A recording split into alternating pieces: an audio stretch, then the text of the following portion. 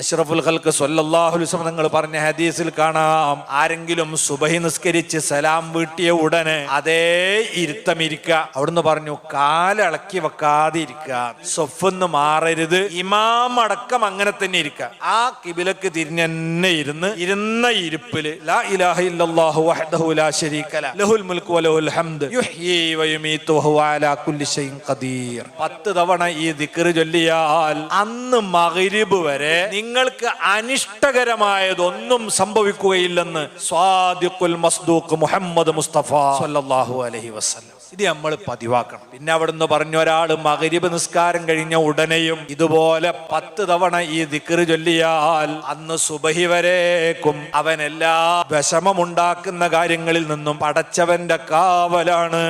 അപ്പോ ഒരു ദിവസം ഫുള്ള് റബ്ബിന്റെ കാവല് കിട്ടും സുബഹിക്കും മഗ്രിബിനും ശേഷം ഈ ദിക്ർ ചൊല്ലിയാൽ.